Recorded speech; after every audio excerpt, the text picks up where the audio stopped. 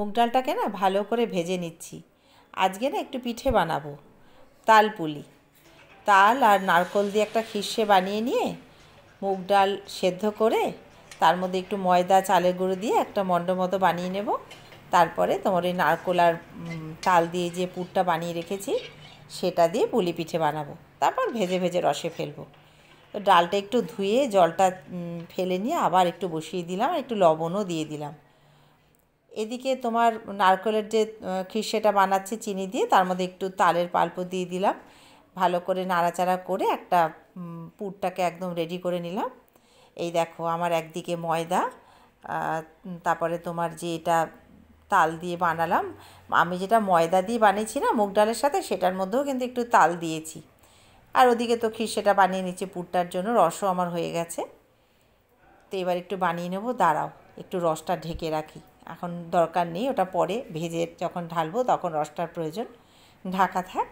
তো চলো একটা একটা করে বানিয়ে নিই।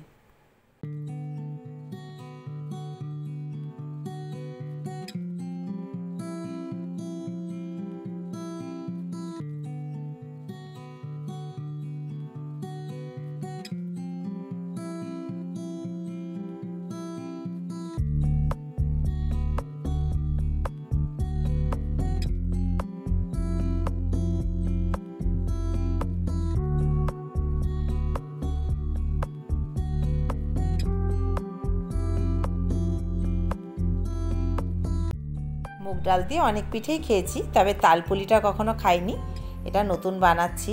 তো হয়ে গেছে আমার সব কটা বানানো। আর দেখো কড়াইতে তেল দিয়ে দিলাম, এবার এগুলো ভাজবো।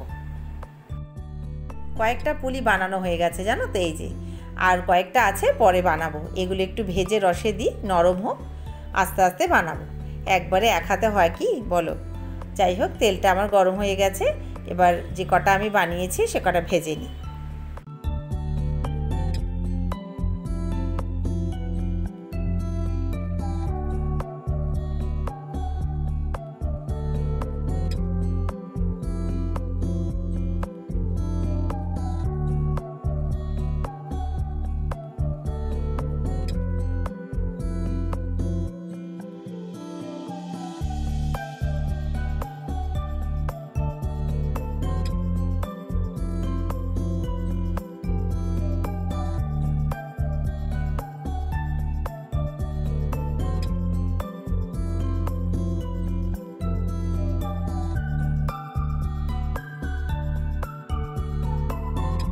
আঁচটা তো খুব বেশি বাড়াচ্ছি না, তাহলে পুড়ে যাবে, একটা পিঠ বেশি পুড়ে যাবে আর ভেতরটা ভালো হবে না।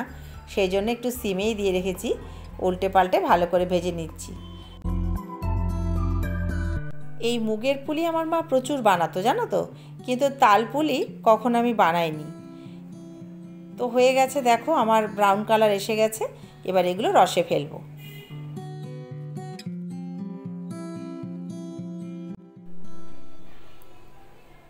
এই যে দিয়ে দিলাম, যতটা তাড়াতাড়ি আর কি রসের মধ্যে দেওয়া যায়, তাহলে ভিজবে, আর যত ভিজবে তত খেতে ভালো হবে, রসগুলো ওর মধ্যে ঢুকবে। আরও কটা ভেজে নিই, চলো ভাজতে থাকি, ভেজে আবার রসে দিয়ে দেবো।